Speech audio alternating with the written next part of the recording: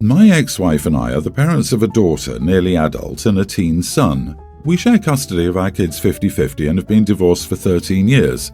Neither of us pays child support because we have equal time with the kids, and we split the costs of everything: school, medical, dental, extracurriculars. I opened up bank accounts for my kids when each was born, and I've saved from the get-go. But around 8 or so years ago, I came into some money because I was injured at work, and I put that money into their accounts. Also, a relative died 4 years ago, and I was given a sum of money that I also put into their accounts. So the money I save for them will help them tremendously in their futures, whether they go to college or not. My ex-wife remarried several years ago. Her stepdaughter is a teen. She's got a nephew of her husband's they're raising who's a young teen, and she has 2 kids, a young child and a kindergartner, with her husband. My ex-wife wanted to talk to me about college for our kids, and she told me that she and her husband had told all their kids that community college would be the most affordable option for them and that they would get as much help as possible, but a more expensive school would be tough on them. I told her that our kids would have that option if they wanted it because I saved them a healthy amount. She asked me why I'd never told her sooner, and I told her because I was taking care of our children and it wasn't something she needed to know. A few days after this talk, she called me and, alongside her husband, said that they would like me to pay child support for our kids so that they can save more money for their other children's futures. I told her I wasn't going to pay her child support just so she could support the other children in her home. Her husband told me I could always offer to split the money between all of the children. I told him I was not paying for his kids to go to college. I told them I only had a responsibility to my children. I told them if they wanted to save money, I would happily take the kids more if they, my kids, wanted to spend more time at home with me. My ex-wife called me cruel and said keeping 50-50 and paying money so our kids' siblings can go to college should be a no-brainer for me. I told her the day I have an obligation to help her support her entire household is the day in another universe where we never broke up. But we did, and she has to accept she is equally responsible for our kids as me. They both told me I was an idiot, and even though I feel like I'm crazy for asking, I must ask, am I the idiot? Not the idiot. 50-50 means no child support. What a laughable suggestion on their part. They are trying to sucker you into paying for their kids. Don't budge. Wait, why should you be paying for their kids? It makes sense that you've planned for your children's futures. Imagine if the roles were reversed and you asked her for such a favour. I don't think she would ever agree to such a scenario. Their audacity. Agreed, they're absolute jokes. Are the funds in your kids' names? If so, change it ASAP because first, they try to sucker you into paying up. Next targets your kids they will try to convince them to share with their step-siblings. Change it ASAP as they'll try to guilt them. I used to be a banker and have seen firsthand how people act when it comes to money. It's not outside the realm of possibility that a mom would take her kids to the bank and drain the accounts. Yeah, it's a no-brainer for them, not for OP and his kids. I'm shocked her husband would even bring it up to OP. How embarrassing. The fact that you already have money for your kids' college means your ex doesn't have to put money towards it, even though she should, hence saving money for her other kids. Yeah, you're not crazy. She's got some nerve, and her husband even more so by asking money for their own kids. Some people, I swear. OP, call a lawyer. 50-50 doesn't automatically mean no child support is owed. If there's a big disparity in your incomes, if she stayed home to raise your kids for a couple of years and her career took a long-term hit, then it's quite possible you should have been paying some kind of child support and she just hasn't held you to it before. Suppose she can show that in court, you may be ordered to pay anyway and possibly pay back support for the last 13 years. So rather than judge you as an idiot or not, I think you should consider whether your ex would succeed in legal proceedings over this, and if the odds are high, maybe paying child support voluntarily for the next 3 years is the cheaper option. I, 42 female, met my husband 44 6 years ago and we've been married for 2 years. He has a daughter, pre-tween from a previous marriage that ended badly after his ex cheated on him. His daughter rarely ever sees her mom as she constantly travels the world. I feel awful that his daughter hasn't had a good mother figure in her life, so I've been trying my best to take her out to do girly things and bond with her since her mother isn't around to do so. She's always called me by my first name, but for the first time when we were sitting at the table for dinner, she called me Mom, and it just didn't feel right. It made me feel uncomfortable. I told her that, I'm sorry, but I'm not your mother. You can't call me that, sweetie. and she was shocked and started to tear up a bit. My husband and I were arguing all night, telling me that what I did was awful. He told me that she feels comfortable and close enough to call me Mom, and that I should feel special for her calling me Mom. He doesn't want to see how I feel from my side. Her mother is very much still alive, and I don't want to disrespect her by taking her title as a Mom. It all feels very awkward, as I'm used to her calling me by my name. Life was moving so smoothly until she had to call me Mom. So, am I the idiot for not wanting to be called Mom?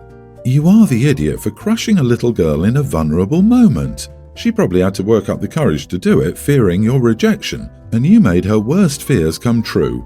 Her bio mom is absent and doesn't deserve the title, though I think you don't either. I can't imagine how the little girl felt with that, and I really hope the relationship between OP and that girl can still continue to grow, past being told that she wasn't actually her mom, despite being there for her since she was 1. I'm blown away. OP's not the idiot. If she doesn't want to be called Mom, then that's the only thing that matters. Geez, if it was the other way round and OP wanted to be called Mom but the kid refused, the tone shift would be immense. OP, your response is right that she has a mother and you are not wanting to replace her.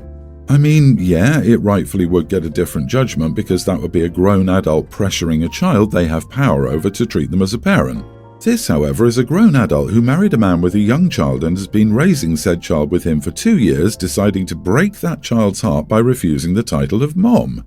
The girl is young, and OP has been in their lives since she was 1 and has been her stepmom since she was 5. Don't marry someone with kids if you're not willing to parent those kids. I see both sides here. My recommendation is that she calls her mother Mom and you two come up with a new name for her to call you. Maybe it's Mimi or Mama or something similar.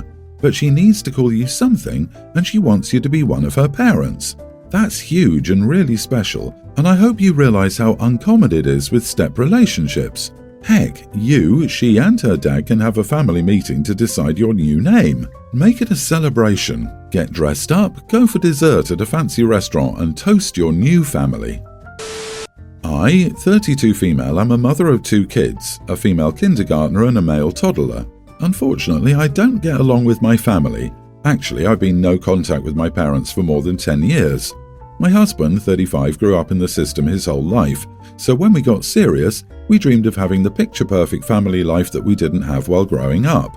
I've been doing everything I can to make Christmas magical for my small family. Every room is decorated, including bathrooms, with elaborate lights and decorations on the outside. I stuff advent calendars, make cookies almost every day, and match pajamas and postcards for our friends, etc. Also, we go all out on gifts for our kids. I reconnected with my sister last year. We talked online and had one face-to-face meeting. She visited my city. She's also married with 3 kids, all under 12.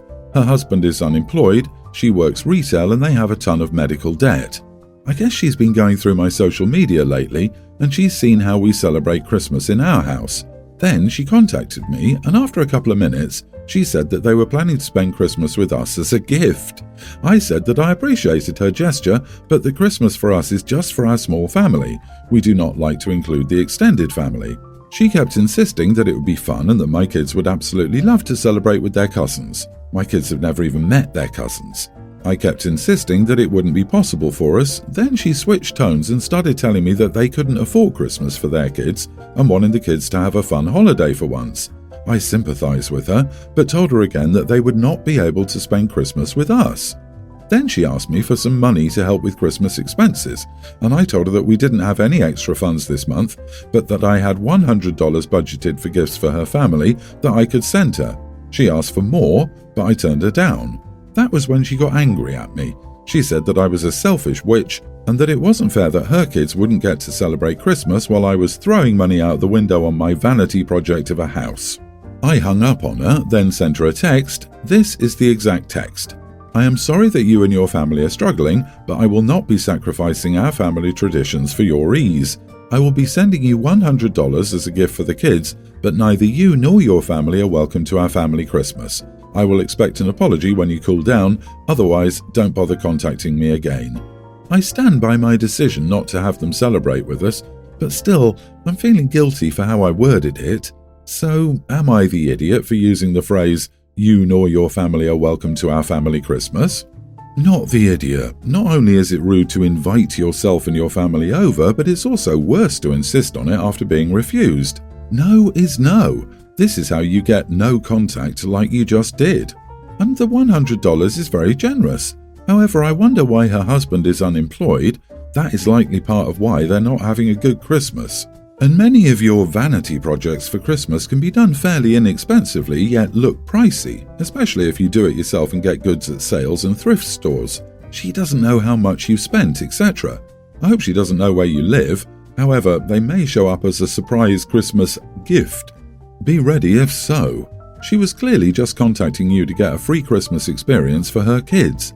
Don't get into the crab bucket. She will try to drag you down all in the guise of her and her family's company being a gift to you. Her husband can get a job. She can have a scaled-down Christmas. This is your dream, and you and your husband deserve to make this holiday one for the four of you to cherish. You do not owe her your hard work. I, female 50s, have a sister 40s who sees herself as my family lives in a camper van Instagram influencer. In 2020, she, her husband and their 4 kids moved into a camper. They homeschool the kids, travel all over the US, etc. They come to visit for holidays, but we don't see them besides that. My husband and I are the opposite. We have 4 kids and live in a big, beautiful house in Colorado. So the issue is, my sister and her family came over for Thanksgiving and spent the night. My sister's oldest, male and female young teen twins, slept in my daughter's and son's rooms with them. In the morning, my niece and my sister got into a big argument, with my niece being incredibly angry at her mother for making her live in a camper when she could have so much more space, and not have to share so much with her brothers. They all sleep in the same area, and be able to have more clothes, friends, extracurricular activities. I asked what was going on, and according to my sister, this had been an argument for a while. Money is not an issue. They had a house before and sold it for a massive amount of money. My sister has a trust fund and a job, and she likes living in a camper.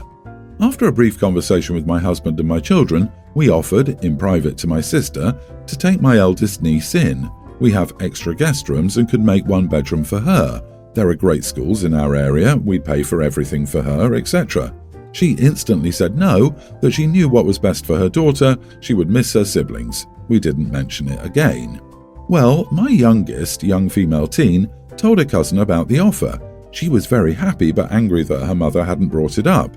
She told my sister that if she made her come live in the camper again, she'd never do anything her mother wanted because it was unfair that her mother wasn't letting her have a true childhood. While I don't condone tantrums like that, I understood where she was coming from and helped convince my sister. When her twin brother found out, he wanted to stay too. My sister asked him what she was supposed to do without them, how she was going to care for the younger siblings without them, talking about missing out on family trips, etc. But my nephew didn't change his mind. We agreed to a trial period of 3 weeks, which ended 3 days ago. My sister came back, fully expecting her kids to want to come back with her, but they flat out refused to even get in the camper. My sister is very angry. She said that I was supposed to make them want to live with her and that I was a horrible sister for treating her like this. She said I should kick them out, but I said no. She said that I'm a massive idiot and told her kids not to expect her to come back for them when they got tired of maximalism. Now her kids are sad, but they still don't want to leave, and I'm worried I've ruined my relationship with my sister. Am I the idiot? Edit. We have temporary guardianship signed by my sister. Her husband came over after they left and we filled out the power of attorney forms, got the things we needed to put them in school, etc. And he took them back and had us sign them, so we should be all clear. My brother is an attorney and he helped us with the forms as well. Not the idiot. Your sister sounds selfish and like a bit of a lunatic. Camper life is glorified homelessness. She wants to live this way, but her children do not. They need a stable home. Friends, family and education. Living like nomads is not something most kids can do. End of the day, you're helping your niece and nephew out. You're not beholden to your sister or supposed to do anything but help the kids. Yeah, you've strained your relationship with her, but that relationship is not worth the health of these kids. Glorified is the key word. I get it, it's a nice camper, but traveling all over the place and not having roots is basically one of the effects of homelessness. I will go a step further and say it's a low-key form of child abuse. The kids are being denied structure and opportunities, like friends, sports and extracurricular activities. Your sister is a selfish person. She's putting her wants and needs over her children, which is something a good parent never does." My sister asked him what she was supposed to do without them and how she was going to care for the younger siblings without them.